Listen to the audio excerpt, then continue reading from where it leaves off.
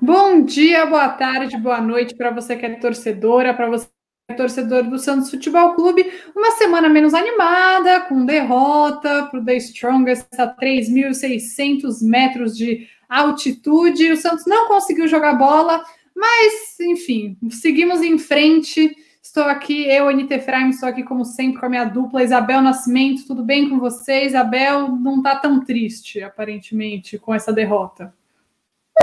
Já vi coisa pior esse ano, Anita Efraim. Eu acho que em termos de uma semana, uma derrota, a gente já teve semana que tivemos que comentar 3 derrotas. Então eu acho que assim, o Santos, vamos comentar bastante desse jogo, bastante dos próximos jogos.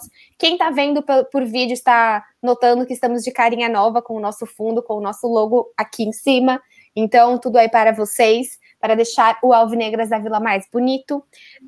Eu acho que assim, esse jogo foi muito, muito, muito importante. A gente tá a Seren tá, mas a Anitta, ela se estressa com alguns grupos e ela sai, então eu nunca sei quando ela tá e quando ela não tá. Mas tem muito grupo de torcedor com muito pessimismo, muito peso. Eu acho que a gente tem que ter um pouco mais de calma e pé no chão, entendeu? Não era ano passado, não é que não era, não foi normal o Santos estar na final da Libertadores ano passado. Entendeu? É uma coisa assim atípica para um time que também estava numa reconstrução por uma diretoria bagunçada. Sim, a diretoria precisa agir mais rápido esportivamente, sabemos disso. A falta do diretor de futebol, você tem um brasileiro em 10 dias, você não tem esse cara ainda para essa posição, acho que tem 4 dias para o Santos poder contratar alguém do mercado internacional, o Mussetti postou essa notícia, então assim, precisa. Mas acho que a gente tem bastante coisa para pontuar sobre esse jogo, porque não foi um time, como estávamos vendo às vezes com o Roland, que era um time apático. Ele não foi. Ele foi efetivo? Também não. Mas foi um time minimamente que lutou em campo. Eu acho que assim, não, eu até escrevi isso nas notas do diário, eu dei as notas, mas as minhas notas eu não quero ficar falando de altitude, porque eu tenho certeza que a altitude prejudicou muito. Santos teve, um longo apagão de 25 minutos em que não conseguiu jogar. Aí, quando ficou com um a mais, mas levou 2-0, quando ficou com um a mais, conseguiu se organizar melhor em campo, óbvio, uma vantagem numérica, e conseguiu diminuir, mas não foi o suficiente. Também as pessoas que vão para lá, até o Bruno Lima, setorista do Santos da Tribuna, falou que em 2012 ele foi cobrir o jogo do Santos lá, em que o editor dele sugeriu que ele corresse na rua para contar como era a experiência. Ele falou: eu quase morri, eu me senti muito mal. Então é difícil também você fazer essa avaliação, mas eu acho assim, realmente que o jogador hoje que a gente precisa discutir, que não está mais funcionando dentro de campo, é o Pará. Tem jogado muito mal, e são todos os jogos, é com altitude, sem altitude. O Felipe Jonathan, ele reveza entre bons e maus momentos. A zaga ontem tem. Ele reveste entre muito bons e muito maus momentos, né? Acho que é esse o ponto. Ou ele faz um puta golaço do meio da rua, ou você olha nas redes sociais, tá todo mundo chamando ele de Avenida Jonathan. É exatamente isso, é bem complicado, tá? A marcação não é o forte, mas ele consegue ajudar o Santos ofensivamente, foi ele que fez o gol contra o Boca, ele que fez o gol contra o The Strongest, mas precisa melhorar defensivamente. Eu tenho certeza que ainda não dá para ver nada da cara do Fernando Diniz, já tem gente querendo pedir a cabeça do treinador, mas além de ele ter pouquíssimos dias treinando o clube, esse não é um jogo que dá para a gente considerar, tipo, esse vai ser o Santos, porque ainda mais o futebol do Diniz, né? Então, enfim, mas eu acho que o que acontece, né? Como o Santos já jogou 5 jogos, são 6, né? Então falta o último, que é contra o Barcelona fora. E nessa quinta-feira, quando o podcast está saindo, o Boca enfrenta o Barcelona. O Boca tem 6 pontos e 4 jogos, e o Barcelona tem 9 pontos. Um dos cenários é o Barcelona ganha, vai a 12 pontos e joga com um Santos mais desinteressado, porque já garantiu a classificação para a próxima fase. O Santos, de qualquer maneira, vai precisar ganhar do Barcelona na última fase. Aí vai a 9 pontos e pode ganhar do Boca, pode ficar com mais pontos que o Boca. É isso, se eu não me engano. Peraí, eu vou... Vai abrindo enquanto eu vou falando. Essa é uma das possibilidades. A outra possibilidade é o Boca ganha. Aí o Boca vai a 9 pontos, o Santos está com 6 pontos, né? E o Barcelona fica com 9 pontos, e aí o Santos e o Barcelona vão brigar por essa vaga para a próxima fase. E o pior cenário é um empate entre Boca e Barcelona, porque os dois ficam com... O Boca fica com 7 pontos, o Barcelona fica com 10 pontos, e aí complica bastante para o Santos, porque provavelmente o Boca vai ganhar do The Strongest. Como está o grupo agora? Barcelona 9, Santos 6, Boca 6, The Strongest 6. Próximo jogo, o Boca vai pegar o The Strongest na Bombonera, e provavelmente vai ganhar, porque o The Strongest meio que só ganha em casa, ganhou do Santos em casa, e do Barcelona de Guayaquil em casa. Então, a gente conta com a vitória do Boca. Aí o Boca automaticamente vai a 9 pontos, soma mais 3 pontos. Enfim, o Santos precisa ganhar do Barcelona. O melhor seria o Barcelona ganhar, ficar com 12 pontos e ir meio desinteressado para esse jogo contra o Santos e se poupar. E aí, se o Santos ganha, tem ainda a chance de se classificar. Mas a matemática é um pouco complexa. Dificilmente o Santos vai acabar em 4º lugar, por causa do saldo de gols. Mesmo que o Santos fique com 6 e o The Strongest com 6, o The Strongest teria que ganhar do Boca na Bombonera e o Santos perder do Barcelona e o Boca perder do Barcelona também. Enfim, se o The Strongest ficar com 6 pontos, não somar na última rodada, e o Santos também, o Santos tem 1 de saldo de gols e o The Strongest tem menos 7. Então, obrigada ao Santos pela goleada de 5-0, né? Exato, foi importante essa goleada. E se o Boca ganhar, também complica mais. E o Santos, em 3º lugar, iria para a Sul-Americana. O que a Bel já falou um monte de vezes, e até queria falar isso de novo, eu acho mais negócio para o Santos. Porque tem mais... vai pegar times mais fracos, essa é a realidade. Todos os 3º lugares da Libertadores vão para a Sul-Americana. E a Sul-Americana é uma competição de nível mais fraco do que a Libertadores. E hoje o Santos tem dificuldade de se classificar para uma próxima fase de Libertadores, pode ser mais interessante que vá jogar uma Sul-Americana para ser mais competitivo, né? Sim, com certeza. E não é simples, né? A gente viu que nesse novo formato do Sul-Americana, como o Corinthians está jogando, né? Como o Corinthians entrou, só passa o primeiro colocado, o Corinthians não passou, vai passar o Peñarol no grupo, tomou 4-0 aí na sua última partida, provavelmente o Grêmio vai passar, né? Venceu todos os jogos. Não é fácil, a gente lembra que o grande Santos de 2019 perdeu para o River Plate do Uruguai, um River Plate que estava voltando de férias, tinha voltado há uma semana a jogar bola. Foi um time amador.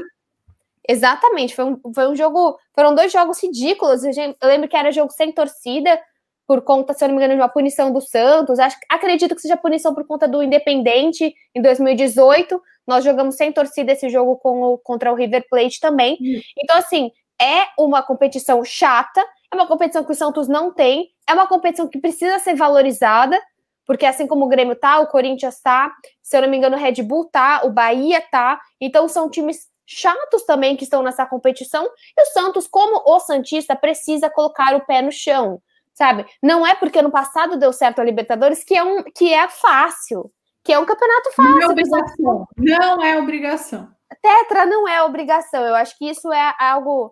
mais do que claro que isso, só 2 disso. Obrigada. Só que, assim, um time que acabou de quase cair no Paulista, isso é vexame. Não cair no Paulista é obrigação. Isso é obrigação. Seria um vexame tremendo cair no Paulista. Então, eu acho que continuando... Fala. Não, só ia falar que esse grupo é um grupo difícil. É um grupo difícil. O grupo do Santos é um grupo difícil. O Barcelona é um bom time. E o Boca é o Boca. E o Santos conseguiu ganhar do Boca na Vila, tal. A grande cagada, né, foi ter perdido do Barcelona em casa. Mas, enfim, tá feito. Não é o fim do mundo o Santos sair da Libertadores na fase de grupos.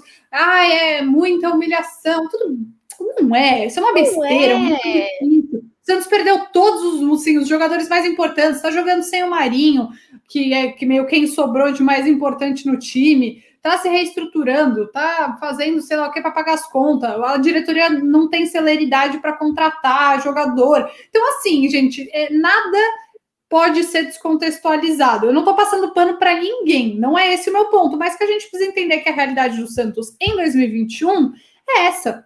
Ai, nossa, estou muito triste. Tá bom, lide com as suas frustrações. O Santos, em 2021, precisa sobreviver. É interessante que passe para outras fases, que vá mais para frente, pelo dinheiro que vai entrar. Mas, esportivamente, não é um ano fácil. E o Rueda avisou desde o começo que ia cortar na carne.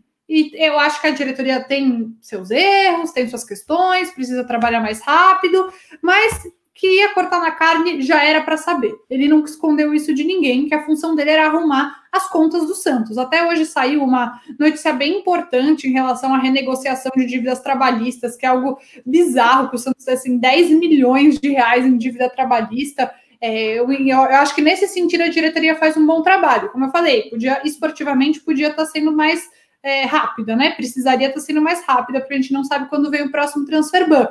Mas financeiramente tem conseguido caminhar para se resolver, vamos dizer assim. Eu acho que financeiramente o Santos tem mais segurança e talvez eles saibam mais do que nós sobre esses outros 2 transfer bans. A gente está falando de Krasnodar, caso Cueva, Barcelona, caso Gabriel. Então eu acredito que eles saibam mais do que o que a gente sabe.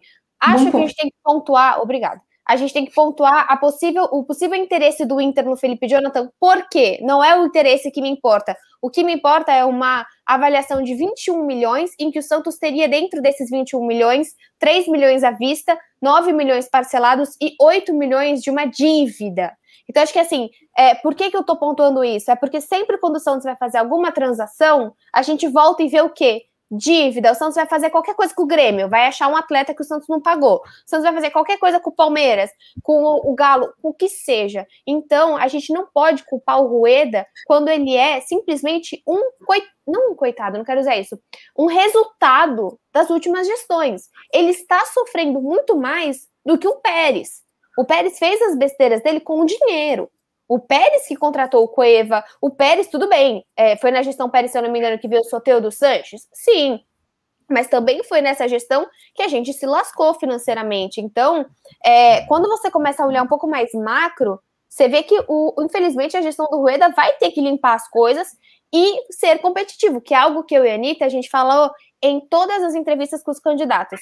Como arrumar as dívidas e se manter competitivo. O Rueda quase não conseguiu isso no Paulista. Então, ele tomou na cabeça o Rueda e toda a comissão, né? O Rueda não trabalha sozinho. E todo o seu CG... Todo o comitê de gestão.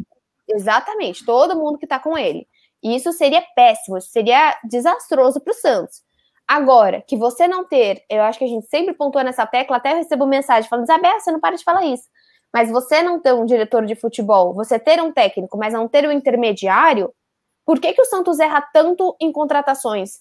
Quem lembra um baita diretor de futebol do Santos que você fale, nossa, a época do Xamará era ótima. O Santos faz tempo que não tem um cara que você fala, meu, aquele cara fazia bons contratos. O fato da gente não lembrar todos os diretores de futebol que o Santos teve no ano passado demonstra claramente como esse cargo é fraco. E por que esse cargo é fraco? Só para finalizar. Hoje o Santos ele tem um CG tão forte que tudo que esse cara precisa fazer precisa do ok desse CG. E isso torna o trabalho desse homem forte do Santos, né, poderia ser uma mulher forte também, desse diretor executivo, mais lento. Então, tem pessoas que talvez não gostem tanto de entrar para o Santos para ser diretor executivo, porque não tem autonomia. O CG ele é muito forte no Santos hoje. E isso acontece para o bem e para o mal. Porque você tem uma demora para as decisões, você pode ter decisões mais corretas? Pode ter. Mas você tem uma demora e você precisa de maioria do CG até para as decisões do diretor executivo. Sim, e essa proposta do Felipe Jonathan, péssima, pelo que eu vi na tribuna também, o CG nem vai ouvir, é muito ruim a proposta, até porque o Felipe Jonathan não tem nem reposição no time, não tem outro lateral esquerdo, então assim, será que eu deveria vender o meu lateral esquerdo titular, que não tem reposição, por uma merreca? Não deveria. E o Santos já abriu mão de muitos jogadores muito importantes pelos desejos dos próprios jogadores, enfim, e não é uma proposta da Europa pelo Felipe Jonathan, é do Inter, então assim, nada a ver, acho que nem tinha que dar continuidade a isso mesmo. Enfim, acho que a Sul-Americana, só falando em termos de competições para a gente encerrar essa parte, seria o melhor caminho para o Santos nesse momento tão delicado e tão difícil, e que eu acho que assim, a gente pode criticar muitas coisas do Rueda e da gestão dele, mas não dá para esquecer o quanta bucha ele está pegando, né? Porque tem muita coisa que está sobrando na mão dele que não era nem só do Pérez, é de antes do Pérez. E o Pérez passou 3 anos ignorando. O Gabriel é antes, né? O Gabriel, porque foi a dívida quando o Gabriel foi para para Inter Mas de o Milão. Pérez esqueceu de acionar na justiça, né? É do Pérez? Ou do Gabriel Pérez? Eu não sabia se ainda era da gestão do Modesto. Então, mas enfim, faz tempo. Ele tá pegando mais bucha que sei lá o quê, então... Assim, já deveria saber também, né? Acho que assim, Sim. Ninguém se candidata a presidente do Santos achando que vai ter uma vida suave. O que eu acredito... Que a gente esquece também, Bel, que eles não ganham nada para isso, né? Então, assim, imagina você que resolver tudo isso de problema trabalhando de graça. Basicamente, é isso. Eu não quero passar pano de forma nenhuma, mas acho que é um trabalho duro, sabe? É um trabalho difícil. Que eu acho que deveria ser remunerado, viu? Porque, assim, se você é remunerado, você tem de onde tirar. Se você não é... Por exemplo, se o Pérez, se o Modesto, se o Odílio tivessem sido remunerados, você tem de onde processar, de onde não pagar o salário, de onde minimamente ter alguma maneira de você negociar. Se você não é remunerado, qual o vínculo que o Santos consegue falar? Eu vou tirar de você, hein, Rueda? Vai tirar o quê? Só a paz e as noites de sono, como deve estar tirando. Mas aí acho que ele já não tem mesmo. E aí não, ele não tem. O Rueda não dorme uma noite. Não, certeza que não.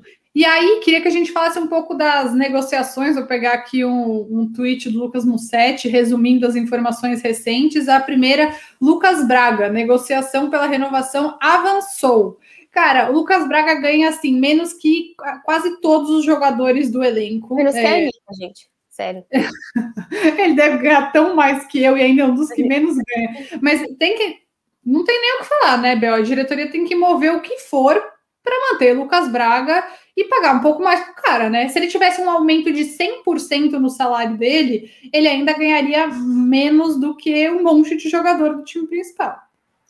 E assim, sem o Soteldo, ele é o titular, não tem o que fazer, você não tem quem colocar, né? A gente viu no jogo contra o The Strongest que entrou o Alanzinho.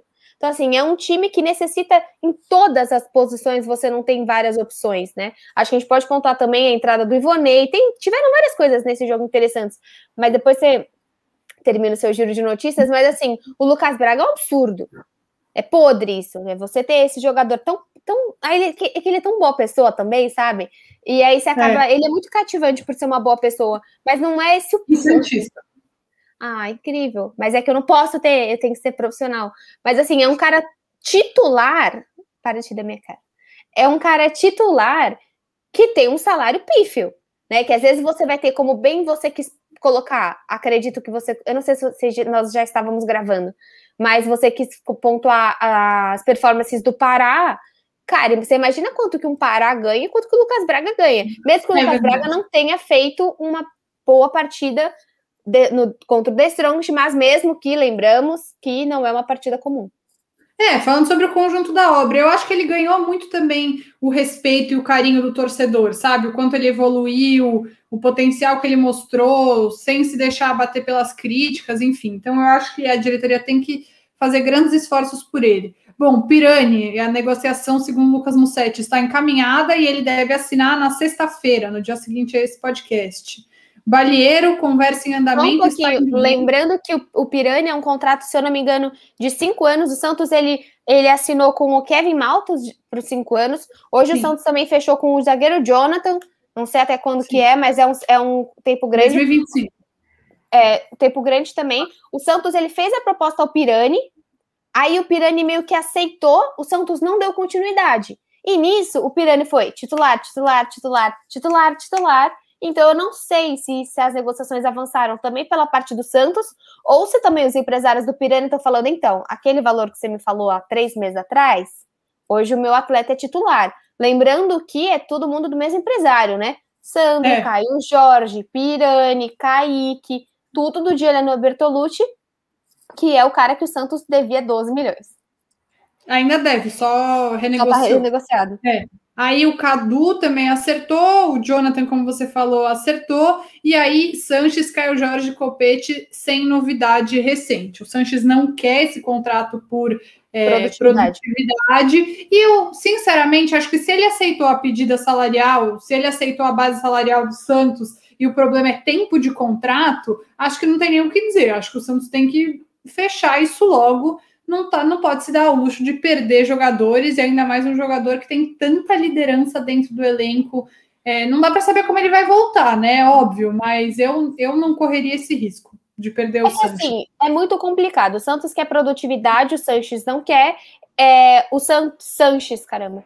O Sanches até pediu um negócio de 2 anos, um contrato de 2 anos, para que até ele se aposente. O Santos pensou em um contrato de 1 ano. Eu acho que todo mundo consegue andar um pouquinho. Eu gostei do Santos se impor e colocar, queremos um contrato de produtividade, independente da resposta do Sanches. O Santos se impôs e falou o que ele quer. E agora, com a resposta, ele vai entrar em um acordo com o jogador. A gente não tem ideia mesmo de como ele vai voltar. A gente tem jogadores, mesmo o Marinho, desde que o Marinho, se eu não me engano, voltou da Covid, ele tá com dificuldade de pegar o ritmo novamente, e o Sanches passou por uma baita de uma cirurgia. Lembrando que o Marinho, além da Covid, também teve uma lesão de grau 1, se eu não me engano, no dia 6 de maio, então também não foi só a Covid. Mas era uma questão do staff do Sanches, né? Ele falou, cara, e também em posição de respeito ao que ele já fez aqui, a gente não quer um contrato de produtividade. E ele respeita o clube também, assim, pelo que o Musetti noticiou na Gazeta, ele ainda não ouviu, ele tem outras propostas e não ouviu nenhuma porque quer conversar com o Santos. Eu acho que o Santos deve fazer o que for possível. Não sei também ele tem tanta proposta por um jogador eu acho que não deve ter tanta.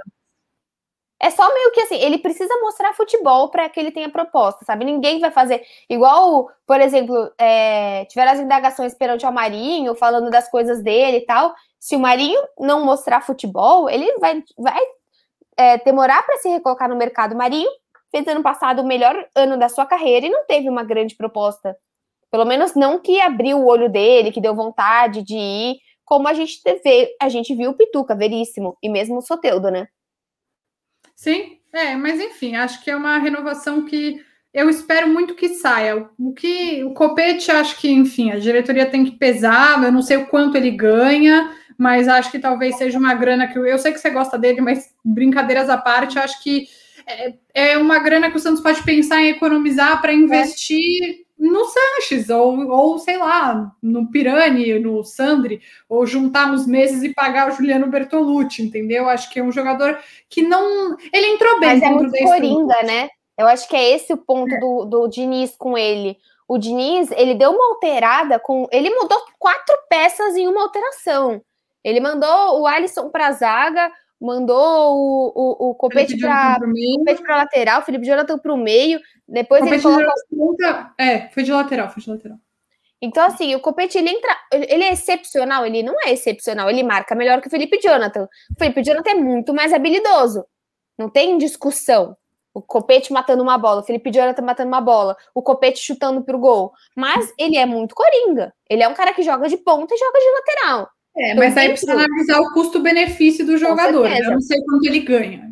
E o Caio Jorge é complicado, né? Eu acho que ele está esperando chegar uma proposta da Europa, ele e o Santos, para vender antes que ele poder assinar um pré-contrato. Mas o tempo está passando, não está chegando proposta, e vai fazer o quê? O Santos vai perder ele de graça? Uma das maiores promessas que tem, baita jogador, vai perder ele de graça? Eu acho que... Só que o que me deixa um pouco, mas eu acho que nem tem o que discutir sobre o Caio Jorge, porque a gente precisa esperar. Mas uma coisa que me faz assim, refletir, que você vê que, apesar de alguns erros dessa nova gestão, nesses primeiros quase 6 meses, eles estão conseguindo renovar com os meninos da base. Os problemas maiores são os problemas que vieram de antes. Mesmo sem esperar que brilhe, né? Nem, tipo assim, o Kevin Maltos não brilhou ainda. Você não falou, caraca, Kevin Maltos. E não, você já tá olhando esse contrato, né? Isso é muito interessante. E do Caio, o que acontece? O Caio não quer sair de graça. Ele quer dar algum benefício pro Santos. E outra, quanto mais perto chega do fim do contrato, a Europa não vai querer ele. Porque ela vai esperar que ele saia de graça. E, se eu não me engano, o Caio Jorge, o Santos quer uma multa rescisória para 50 milhões de euros. Já é 50. E o Caio quer baixar para 30. O Santos quer manter e o Caio quer abaixar. E isso tem um problema. Cara, abaixa a multa, sabe? 50 milhões de dólares é insano. Ninguém vai pagar 300 milhões de reais. Sei lá como que eu fiz essa conta. Mas ninguém vai pagar tudo isso, entendeu? Não, hoje... Cara, você tá vendo todos os times... Se você tá vendo um Cristiano Ronaldo saindo, um Messi saindo, sabe, o Neymar tá novamente com o PSG, nenhum time tem dinheiro pra ter o Neymar. Então, assim, calma, precisa também... Eu abaixaria também. Se esse é o problema, se essa é a questão, eu abaixaria muito. Uma valorização salarial que poderia vir de uma não renovação com o Copete, talvez, esse acréscimo. Você tá muito nessa tecla do Copete. Todos os problemas do Santos, não renovar com o Copete, tudo vai resolver no Santos. Tudo. Não, só acho que é uma questão de economia. É uma questão de economia, assim como não pagar o salário do Vladimir, entendeu? Se você tira um Vladimir e um Copete de elenco, você já tem uma grana disponível, só que ninguém quer o Vladimir. Tipo. Por exemplo, o Vladimir só joga numa posição, o Copete joga em mais de uma. Claramente, se você pontua os dois, o Copete sai em vantagem. Vocês precisam refletir sobre esse tipo de questão. Cara, bom, eu acho que esse argumento é muito bom. Acho que é isso. O Santos volta a campo pela Libertadores ainda, né? Nesse jogo decisivo contra o Barcelona de Guayaquil, que é vencer ou vencer. Não tem altitude, né? Contra o Barcelona de Guayaquil. Então, o jogo é na quarta-feira, às 9 horas da noite. Então, raro isso. Cara, eu só queria dar parabéns para mim. Eu acabei de receber um e-mail do YouTube que eu acabei de atingir 500 uploads. Então, eu acho que assim, estamos produzindo conteúdo. Parabéns, Isabel Nascimento. Rumo a... produzindo. 35 mil? Quanto é a próxima meta? 40 mil? 40 mil. 40 mil. 40 mil inscritos. Nossa Senhora. É isso, gente. Fala o que você estava falando que eu te cortei.